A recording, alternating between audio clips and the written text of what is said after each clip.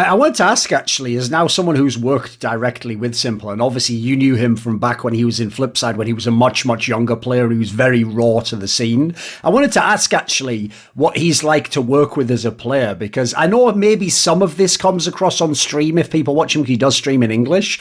But like one thing I was very surprised by when I had conversations with him is when I remember meeting the early s1mple, the Hellraiser's Flipside s1mple, and then when he went to Team Liquid. And I will say back then, he didn't necessarily know that much about the game. He was just very good at shooting people in the game. He like had the skill, but I don't know how much he knew about the game. In the latter years, when I've talked to him in the last 2 or 3 years, I'm actually always amazed by his actual like understanding of the game and his perspective. Like I often tell people, it's very rare that someone who's considered like a star player and has these amazing individual statistics, usually those players, even their team sort of will treat them like they just have to do their part and then they don't have to know anything else about what happens in the round. Like they don't have to know about the person who throws the flashbang for them or what the lurkers do on the other side. They just focus on their crosshair, and of course you just want them to shoot people. That's what they do. But I always tell people he's actually one of the sort of star players I've met where his way of looking at the game almost reminds me of an in-game leader. Like it looks like he really is trying to understand the utility and what the other opponents and teams doing and what our team setup is. Can you speak to this a little bit? Because it actually surprised me. I was expecting him to just be a bit more of just a guy who just shoots people, you know. You want to know his potential as an in-game leader? What do you think about his mind for the game and the way he's trying to understand Counter-Strike and what he can do for his team as a result?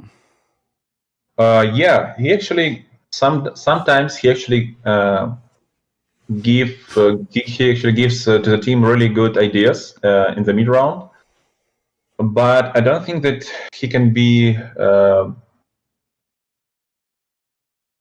stable in that state, like because at some point when he's turning on his like beast mode, he actually doesn't speak a lot. He just killing people, and if he'll start to speak more words and start to speak more in the team, he will not be able to turn on this beast mode. Sure.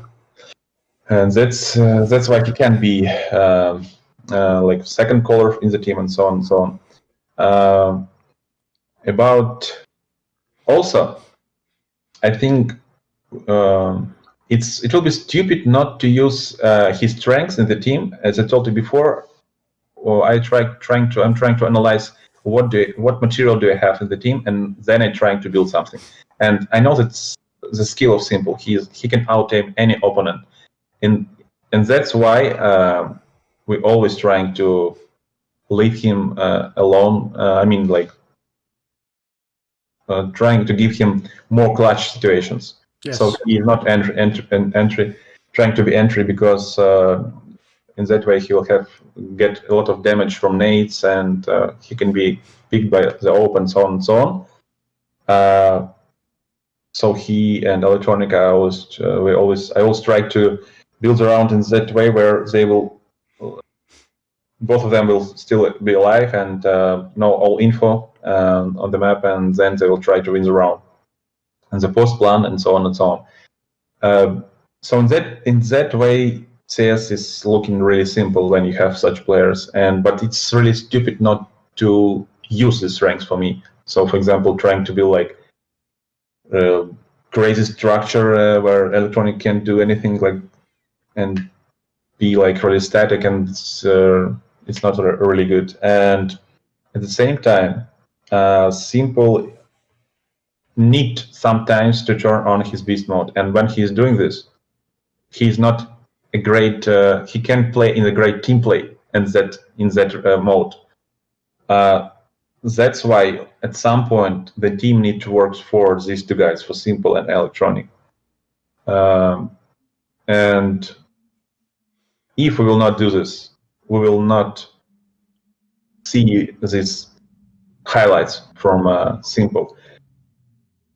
So I think that you always need to have this balance, to find this balance with s1mple, not to give him a lot of structure, so he will have more space and a lot of freedom, but at the same time not to have much freedom, a lot of freedom, like he had, I think, before in other teams. I think in Hellraisers, I was watching some some matches, and he was doing like a lot of stupid stuff. For example, like repicking and not surviving in advantage in situations when you have advantage. For example, man advantage. Yeah. Yeah. Like for example, he will to make like 2 entries, and he will like go YOLO for the third kill, and it's not. This example, you can know that too much freedom is not good for s1mple, actually.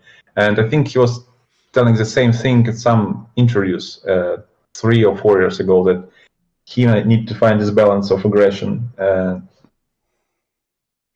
So yeah, it's all about balance. For him, he's, as I said, a really great killer. Because he understands the game on another level. I mean, I think it's not about even the tactical aspect of the game.